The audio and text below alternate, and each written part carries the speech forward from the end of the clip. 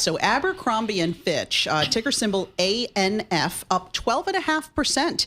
And it could use it because the stock is down about 13% as of yesterday's close for the year so far. So revenue topping estimates. The retailer raised its annual earnings guidance, and analysts say this suggests that the apparel company is regaining a little momentum after another quarter of slow sales growth. So Abercrombie & Fitch says it expects net sales growth of 5%. That's the top end of its previous view. Abercrombie, it's known for its polo shirts and logo sweatshirts. It's been one of the apparel industry's success stories in recent years. It also owns Hollister, which is very popular with the younger generation. That's gaining some traction. It saw same-store sales fall more than expected, though revenue did rise 2%. So it looks like they have this premium lifestyle brand with the Abercrombie & Fitch name. Okay. It rose 8% year on year in the latest quarter. Same-store sales up 4%. So there's some things to like here with Abercrombie & Fitch. Do people still line up outside the door? I don't see it anymore, but I'll tell you what I do. When I pass the store on Fifth Avenue, their flagship, I smell the perfume that they sort of spray throughout their store, and I can't do it. But the kids, I'm sure they like it. I love it. Yep, I don't know. Good for them. All right. All right, let's pivot to tax software, shall we? Intuit down 10.5%. And this stock has been going through it because it is down 46% year to date.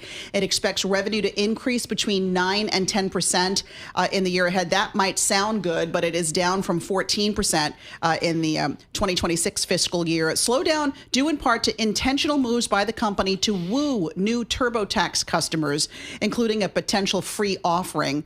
And shares have really been pummeled because the greater story here is investors are worried about the impact of AI. Yep. What is that going to mean for a software company like Intuit? So also the company said it was going to lay off 17% of its workforce earlier this year. Stock's been downgraded by a few firms today to neutral from overweight at JP Morgan, and Bank of America downgraded to neutral from buy. So that is Intuit.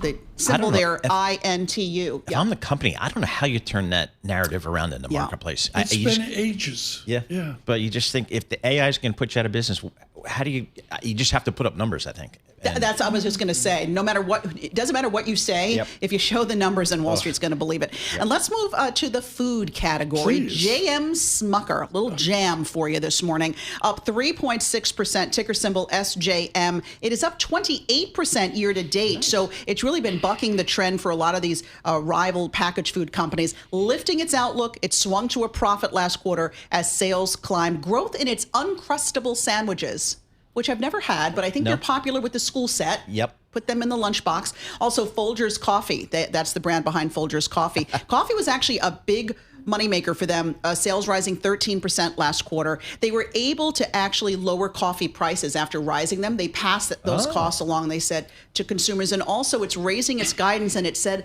a lot of that is due to tariff refunds. There it goes again. We've been seeing more companies talk about how that's affecting the bottom line.